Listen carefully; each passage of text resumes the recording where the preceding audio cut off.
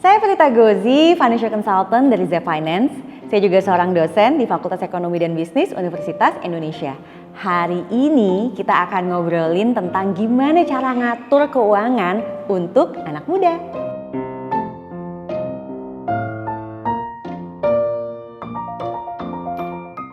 Kalau ngomongin nih tentang lifestyle anak muda zaman sekarang, apalagi yang masih mahasiswa, ini mereka masuk ke dalam kategori yang kita sebut Gen Z.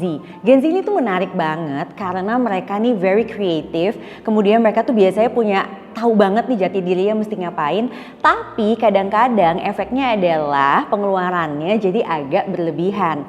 Nah, lifestyle ini nih yang bisa berbeda-beda dari setiap anak muda dan mahasiswa, tergantung mereka tinggal di mana, mereka punya uang sakunya berapa, dan gimana pengaruh dari lingkungannya dalam pengeluaran sehari-hari. Yuk kita bahas.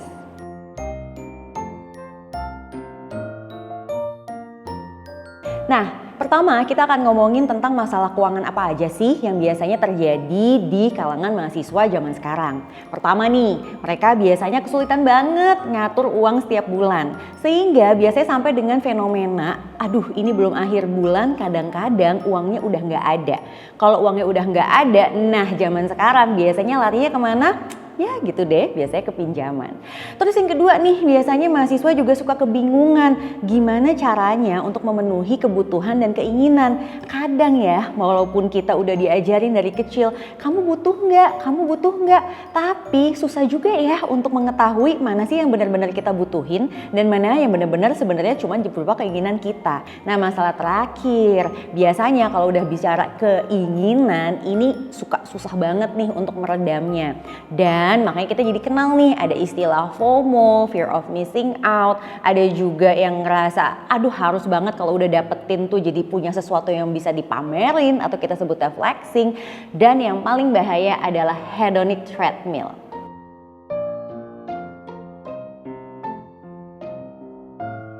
Oke, kita bicara nih masalah keuangan yang tentang bisa mengakibatkan mereka tuh jadi kepengen flexing. Kalian juga mungkin ada rasa kalau aduh fear of missing out banget ya. Terus kalau udah dapetin tuh pengen rasanya tuh dipamerin gitu loh. Nah, ini sebetulnya akarnya yang pertama adalah karena adanya rasa insecurity yang luar biasa. Kadang ya memang sebagai mahasiswa itu ada jati diri yang pengen ditampilin kan. Apalagi dengan adanya tekanan dari media sosial. Kalau nggak nampilin soal angka-angka akademik, ada yang cum laude lah dan lain-lain, ya atau efek lainnya adalah jadinya menampilkan pencapaian atau achievementnya. Nah, kalau udah ngomongin pencapaian atau achievement, kadang-kadang yang paling gampang adalah menampilkan gue punya ini, gue punya itu. Padahal kadang-kadang orang yang nonton tuh nggak tahu itu beneran emang barang dia atau sebenarnya cuma dipinjemin atau kadang-kadang malah masih berupa utang. Nah, bahaya dari flexing ini sebenarnya adalah pertama, dia akan punya gaya hidup yang tinggi, jadi di luar dari kemampuan finansialnya si mahasiswa atau Gen Z. Yang kedua, kalau dia udah kebiasaan banget nih punya gaya hidup di atas kemampuan finansial, maka larinya biasanya adalah ya keuangannya minus, dan minusnya ini ditutup dengan utang. Nah, utang zaman sekarang yang paling bahaya itu karena mudah banget didapetin, very easy, lalu umur 17 tahun kadang-kadang udah bisa akses, namanya adalah pinjaman online dan pay later.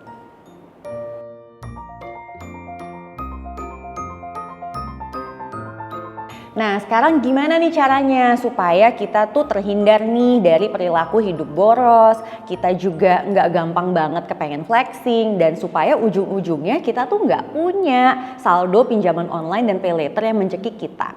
Yang pertama, Gen Z dan mahasiswa harus banget ya mencatat keuangannya. Karena dengan mencatat keuangan sebenarnya kalian tuh akan tahu pengeluaran-pengeluarannya untuk apa aja. Setelah mencatat keuangan, kita masukin nih ke dalam kelompok-kelompok pos pengeluaran. Kelompok pos pengeluaran tuh biasanya ada 3. Pos living, pos saving, dan pos playing. Nah, untuk pos living ini biasanya tuh berisi berbagai biaya hidup nih, kayak bayar kos-kosan, transportasi, makan, minum, dan juga kebutuhan-kebutuhan kuliah lainnya seperti misalnya butuh fotokopi, beli kuota internet, dan lain-lain. Nah, yang paling kanan atau kita sebutnya adalah pos playing adalah keinginan nih dari mahasiswa atau anak muda ini. Ya kalau misalnya kalian kepingin beli beli skincare, atau yang laki-laki misalnya pengen beli outfit terbaru, atau misalnya sekedar untuk kepingin upgrade gadget, ya sebenarnya boleh-boleh aja. Nah ini kita sebutnya adalah playing. Tapi kalau uangnya belum ada, memang kalian harus nabung dulu. Nah di tengah-tengah ini, makanya kita harus yang namanya saving. Saving untuk mahasiswa itu biasanya terbagi menjadi 3. Yang pertama, kalian harus punya dana darurat. Yang kedua, biar kamu boleh nabung-nabung untuk beli sesuatu yang kamu suka. Dan yang ketiga, kalian juga nanti bisa belajar investasi. Nah dari catatan ini, yang kedua kita akan membuat budgeting. Budgeting ini adalah anggaran setiap bulan. Jadi kita tuh udah tahu, kita udah bikin mapping, kita udah bikin plotting. Sebenarnya kalau kita dapat uang saku dari orang tua, atau mungkin kalian ada yang mulai menghasilkan, ini larinya uangnya akan kemana aja. Dan yang terakhir kita action. Jadi kita benar-benar melakukan apa yang sudah kita targeting dalam bentuk budgeting tadi dan kita aplikasikan dalam keseharian kita. Nah dalam aplikasi ini kalian boleh pilih. Kalau kalian udah suka pakai digital, kalian bisa pakai berbagai mobile banking, aplikasi investasi, aplikasi juga untuk nabung supaya membantu kalian untuk mencapai apapun yang kalian targetin tadi.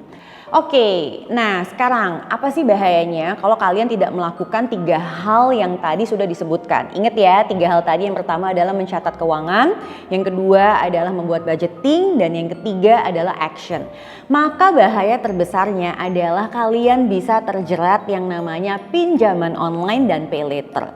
Bahkan data fenomena terbaru di tahun 2024 ini menurut data dari Otoritas Jasa Keuangan, ternyata nih 19 tahun sampai 34 tahun adalah pengguna terbanyak dari pinjaman online. Dan lebih parahnya lagi, di rentang usia ini pun terjadi kredit macet yang tertinggi.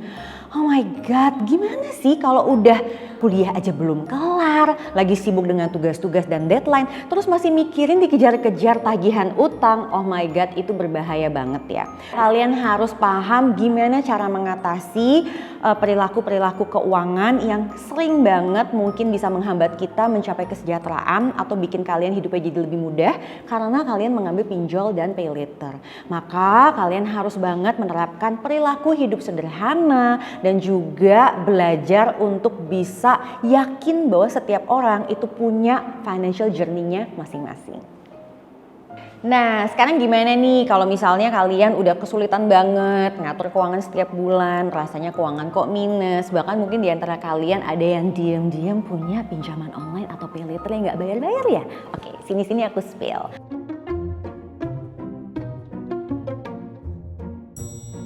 Jadi yang paling pertama adalah kita benar-benar harus jujur pada diri kita sendiri. Ya jujur ini tuh artinya kita tuh sadar sebenarnya kemampuan finansial kita tuh ada di mana. Kalau uang saku kalian setiap bulan adalah misalnya 1,5 juta rupiah per bulan, maka kalian harus tahu ini pengaturannya seperti apa dan yang harus kita bayarkan untuk yang wajib-wajib. Nah pengeluaran wajib ini harus didetailin nih atau kita rinci setiap bulannya apa aja. Biasanya untuk mahasiswa atau anak muda kemungkinan adalah bayar kos-kosan, transportasi, makan, minuman, yang penting semuanya terpenuhi. Nah yang kedua, kita tuh harus ngerti banget, oke, kalau mau lagi survival, maka kita harus bisa hidup sesuai dengan kemampuan kita. Maka biasanya kalian tuh mesti hidup frugal alias mencari opsi yang paling murah dari berbagai fasilitas yang ada. Kalau cari transportasi, carilah yang biayanya paling murah, makanan, minuman juga mungkin dicari paketnya yang paling murah dengan size yang memang ya sesuai aja lah dengan kebutuhan kalian. Nah ini semua tuh penting banget untuk kita adopsi supaya kalian tuh belajar untuk paling enggak bisa punya uang setiap bulan yang sesuai dengan kemampuan finansial masing-masing, sesuai dengan uang saku yang memang diberikan oleh mungkin orang tua kalian. Nah yang ketiga, kalau udah dapat uangnya segini, ternyata udah coba hemat sana sini juga sulit banget, maka opsi ketiga adalah menambah pemasukan. Nah untuk mahasiswa atau anak muda zaman sekarang tuh sebenarnya menambah pemasukan bisa-bisa aja. Kalau kalian punya talenta, kalian bisa ngajar, kalian bisa menjual jasa kalian, misalnya kalian jago editing, desain grafis, ya mungkin sekali-sekali ambil project berbayar boleh-boleh aja.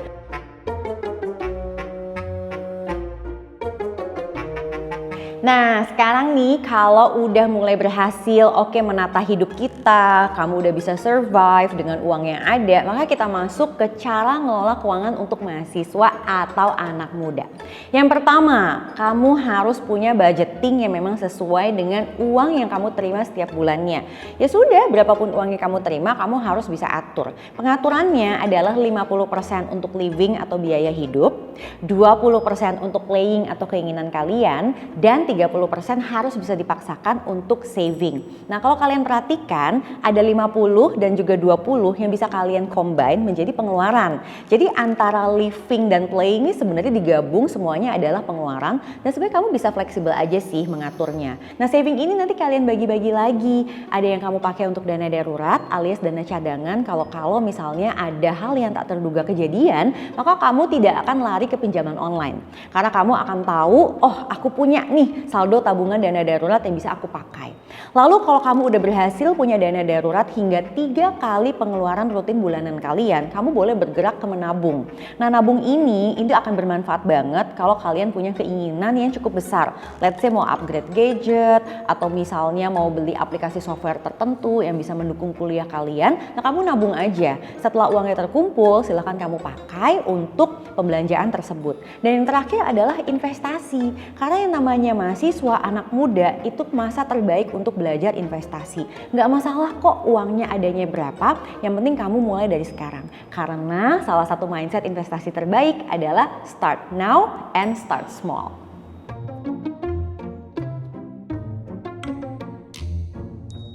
Nah, kenapa sih sebenarnya kita tuh ngedorong diri kita nih, terutama yang masih sebagai generasi muda, apalagi starting dari mahasiswa untuk berinvestasi? Karena sebenarnya dengan belajar berinvestasi, kalian akan belajar untuk mengendalikan diri. Nah, pengendalian diri ini tuh penting banget nih sebetulnya untuk kita semua. Tahu nggak sih kenapa ada orang yang kok sanggup bernabung investasi, tetapi ada juga yang kayak kesulitan banget, bahkan dia sangat-sangat terjerat pinjaman online dan pay later. Jawabannya adalah karena dia punya kemampuan untuk menahan diri. Nah kemampuan untuk menahan diri ini sebenarnya zaman dulu tuh pernah loh diteliti oleh ilmuwan dari Stanford University pada tahun 1974. Ada fenomena yang namanya delaying gratification. Jadi waktu itu ada studi di mana ada 2 kelompok anak-anak yang sama-sama diberikan mangkok marshmallow. Lalu dibilang kalau kalian mau nunggu maka kalian mungkin bisa mendapatkan another bowl of marshmallow. Nah sekarang kamu seperti tahu dong ya, pasti ada sekelompok anak yang oke-oke aja untuk nunggu dan ada sekelompok anak yang enggak, aku maunya sekarang aja. Nah yang menarik adalah ternyata 20 tahun kemudian mereka ini dikumpulin lagi dan sudah menjadi dewasa muda seperti kalian ini, generasi muda zaman sekarang.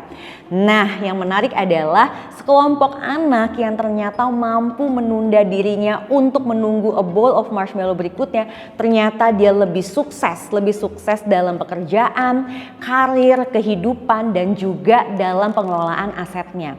Nah ternyata yang dimiliki oleh sekelompok anak-anak ini adalah kemampuan untuk menahan diri atau kita sebutnya menunda kenikmatan atau bahasa teorinya delaying gratification.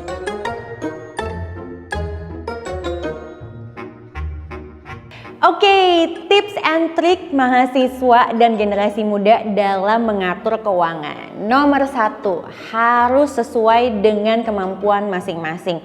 Jadi kalian tuh gak usah mikirin orang lain seperti apa, gak usah banyak comparison ke teman-teman lain. Ada yang mungkin, oh dia lebih privilege, orang tuanya kasih ini itu, aku enggak, apa nasibku. Udah, lewatkan itu semua. Do not compare yourself with other people, compare yourself with yourself. Jadi kamu harus lebih baik dari diri kamu sebelumnya.